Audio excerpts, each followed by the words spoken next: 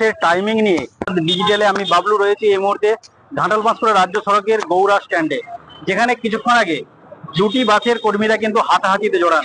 যেমনটা আমরা স্থানীয় সূত্রে এই মুহূর্তে জানতে পেরেছি যে বর্ধমানগামী ও বাঁকুড়াগামী দুটি বাস কিন্তু এই গৌড়া বাস স্ট্যান্ডে এসে দাঁড়ায় এবং সেই বাসের কর্মীরাই কিন্তু এই বচসার মধ্যে জড়ান এবং দুটি বাসের কর্মী তারা কিন্তু হাতাহাতিও করেন, এমনটাই কিন্তু জানা যাচ্ছে এখানে।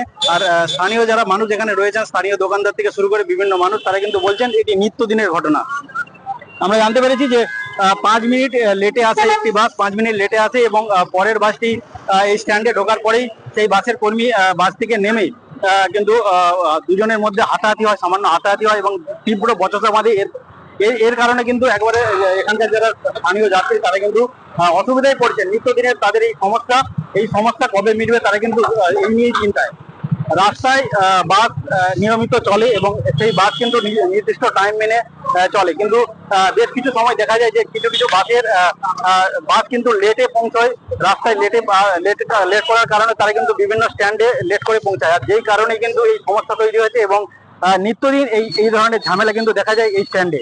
এই গৌড়া স্ট্যান্ড থেকে আমরা সরাসরি লাইভ তুলে ধরছি এবং বিস্তারিত পরে আমরা জানানোর চেষ্টা করবো। এখন যেই মুহূর্তে আমরা যতটুকু জানতে পেরেছি সেটাই তুলে ধরলাম।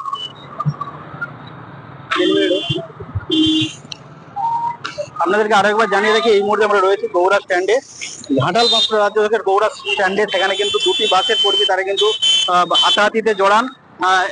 যেটা মূল বিষয় যে বাস লেট করে আসার কারণে কিন্তু এই সমস্যা।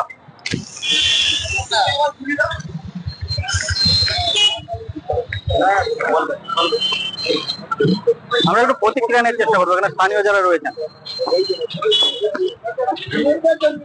দাদা, এই যে এখানে কিছুক্ষণ আগে একটা ঝামেলা হয়েছে দুটি বাসের কর্মীদের মধ্যে, এটা কেন, কি কারণ? কখন হলো? এই তো সামান্য কিছুক্ষণ আগে। ঝামেলা ওদের সব দিনই লেগে থাকে, স্পিড কে আগে ঢুকবে কে পরে বেরোবে এই নিয়ে তো ওদের রেষারেষি হয়। প্রায় ঝামেলা হয় এরকম। হ্যাঁ, মাঝে মধ্যে ওই ঝামেলা হয়। বাসের যারা প্যাসেঞ্জার তারা সমস্যায় পড়ছে নাকি? একটু আধটু সমস্যা হয়। আপনার কি নাম? আমার নাম দীপক রাও।